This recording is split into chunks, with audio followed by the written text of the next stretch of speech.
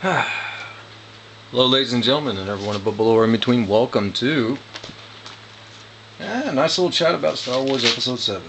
I decided to skip out on all the hoopla and all the whatchamacallit, all the hype and all the attention swarming it. Some of the griping, some of the fussing. There was even a strange hashtag with a bunch of SJWs fussing over a toy that they couldn't find, and there was a toy. They were looking for hashtag Where's Ray. There were Ray toys. They don't buy that stuff. And there's just been all kinds of stuff. Anyway, that's neither here nor there. This is me watching the show. If you guys don't like criticism, stop watching. Get out. If you guys haven't seen the movie, go ahead and watch it if you want. If you're a Star Wars fan, I think you're going to, or you have already. But if you haven't, go ahead and watch it. If you guys don't like people being honest, get out. I'm going to go over a list of gripes and possible solutions that could have went down and things like that, because I was not pleased with the movie. You know what I mean? And I skipped out on all the hype and all the nonsense just to have a clear idea of everything that's going on. So anyway, here we go. Before I begin, I'm going to assume that there's a reason why news came out about Disney retconning the expanded universe. I'm guessing it's money. Don't really know. Not going to get into it. We're all hoping that there would have been an equal or superior movie to what the expanded universe covered. But you're talking about like 30 years of books, comics, cartoons, and God knows what else. So, it's just, you're kidding yourself if you think that every angle of this universe hasn't been covered. You know what I'm saying? It's like, you actually think you're going to be able to do this without referencing any of that? You know what I mean? But, so I guess that's what they attempted in this show. Some folks keep mentioning the references to Episode 4, like the show keeps rehashing that. I don't really have too big of a gripe with that. The only issue that I have is the Death Star, a bigger Death Star. I mean, I think they could have thought of some other threat somehow, some way. But even then, if all the other flaws weren't outstanding, I think everybody would have given that a little bit of a pass. 007's got his nukes. Star Wars has got his Death Stars. So, what are you gonna do?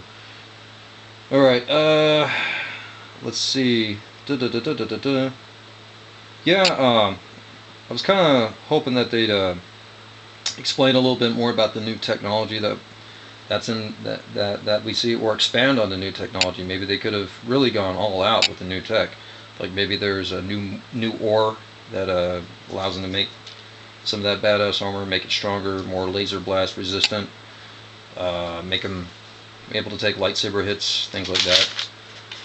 Maybe have something extra special about Kylo Ren's helmet, like maybe it's controlling him, or maybe they can put in nanotechnology and make the guy heal from any wound, like Wolverine or whatever, or you can use it with the Force, whatever. Just give the lead villain a little bit, make him more of a threat, or even put in a couple of extra Siths. You know what I mean? That could have been kind of interesting right there. Another thing that they didn't get into, which I was kind of hoping that they would try to cover. It's a small little thing. It's pretty much why there was robot racism. You know what I mean? They mentioned it in the first movie with the bar scene, and they never touch it again. I was kind of hoping there'd be a little bit of extra something going on there, like maybe a new breed of villain or something like that. You know what I mean?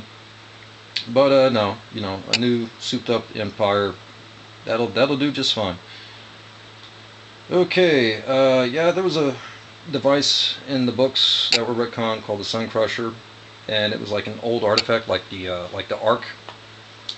This would be a better replacement for the Death Star. You know what I mean? They could have done that because it's a smaller, maneuverable ship. Imagine if those things were mass-produced, and you got planet-killing torpedoes or planet-killing death ray. You know what I mean?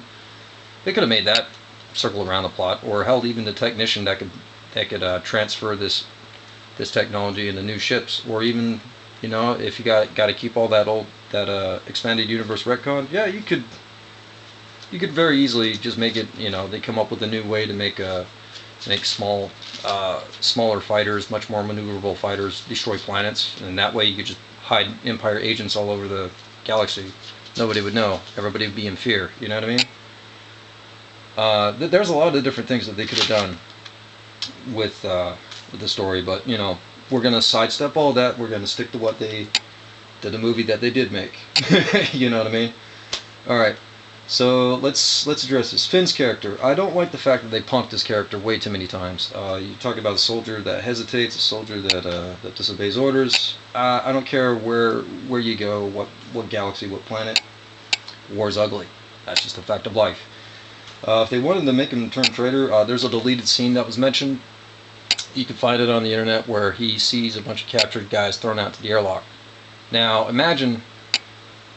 I think there could have been some added weight, you know, just one line. He's like, "Oh, so my buddies died for nothing." You know what I mean? Capture all these people, they don't even question them, they just toss them out the airlock. Well, why did they go fetch them? You know what I mean? Was that just a distraction so that some other folks could capture this other guy off to the side? You know what I mean? That could have been interesting, and that would have solved quite. You know what I mean? If they kept the pace up, you know, nobody would have asked questions. Another thing, they could have made Finn a bounty hunter that's trying to cheat the Empire, and then he gets captured himself. What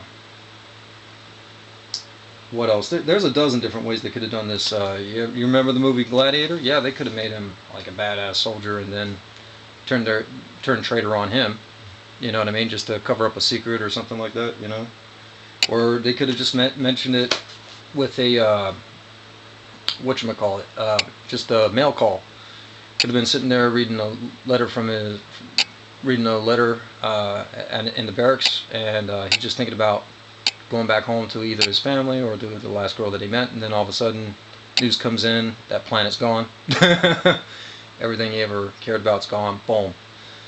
There's a lot of different tricks that they could have pulled to get Finn to rebel against the Empire. There's a lot of stuff that they could have done, but nah. Yeah, they could have had his boys testing out this new equipment, like I mentioned about the technology. They could have been finding some new ore that allowed them to do new shit, and you know, they were just going through stormtroopers like need another 7 astronauts. You know what I mean? All right, so let's see. All right, another gripe that I got, and we're gonna stop the tape and get started on that. And again, this is continuing with Finn. I just don't like the fact that they punked Finn for right now, and we're gonna move on to the next episode. Check y'all.